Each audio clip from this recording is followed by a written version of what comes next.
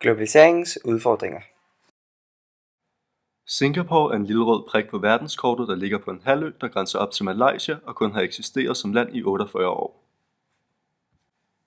Landet er på størrelse med Bornholm, og der bor ca. 5,3 millioner mennesker, der er en blanding af kinesere, malayer, indere og andre. Vi har på vores tur til Singapore valgt at arbejde med problemformuleringen. Hvilke centrale udfordringer er der for Singapore som et multikulturelt samfund, og hvordan vil den demografiske udvikling påvirke disse? Befolkningen i Singapore består af 74,1% kinesere, 13,4% malayer, 9,2% indere, mens de sidste 3,3% af befolkningen er anden etnisk baggrund. I Singapore har man indført housing projects, hvor beboerne er fordelt efter etnicitet, således at de procentvis matcher landets befolkningsprocent i hver bygning.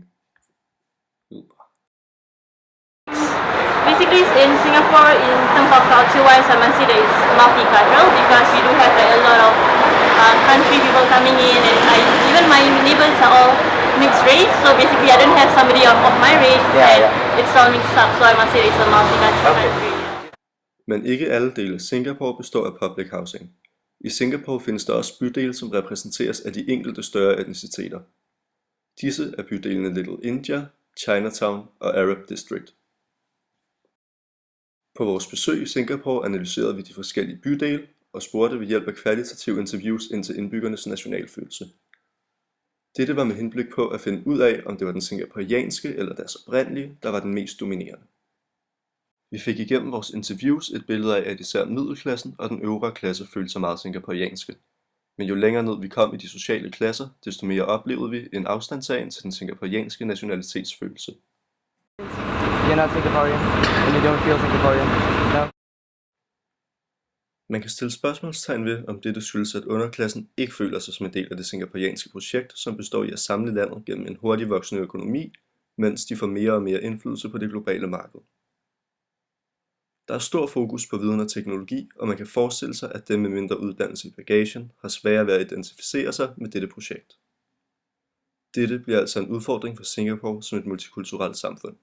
Som kontrast til dette gør den singaporianske regering et stort nummer ud af, at ingen skal føle sig uden for det singaporianske fællesskab. Dette kommer blandt andet til syne i valget af engelsk som fællessprog og beslutninger om ikke at have en national religion. De stramme regler mod racistiske udtalelser afspejler en frygt for, at der skal opstå kulturelle fordomme og splid mellem de forskellige etniciteter.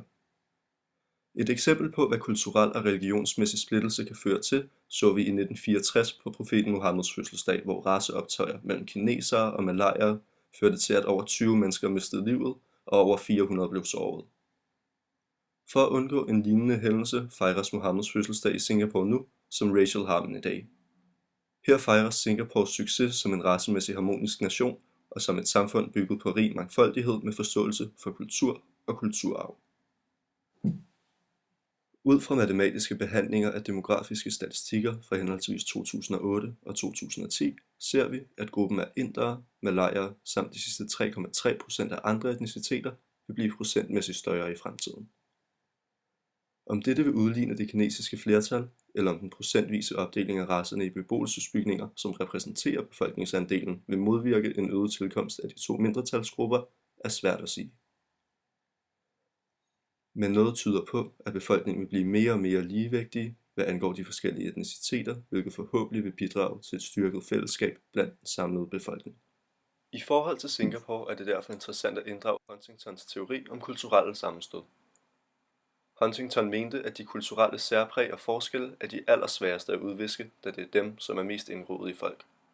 Med den øgede kulturelle bevidsthed, som især er en realitet i Singapore, kan man med god grund diskutere, om denne bevidsthed vil føre til en øget afstandtagen til de forskellige interne kulturer. Alternativet er, at Singapore med tiden vil udvikle en mere fælles og ensartet kultur, som tager en masse forskellige delelementer fra både den kinesiske, malaysiske og indiske kultur med sig. Spørger vi singaporianerne, så er kulturel bevidsthed og åbenhed over for forskellige kulturer noget, man må vægte højt. You have to, because you live with them. Yes. Because once you live with the people, you have to know about that people, especially the culture. Så kan man overhovedet skabe en samlet nation, hvor alle er inkluderet, når der ikke er én fælles kultur, hvorfra man kan bygge den fælles identitet op omkring.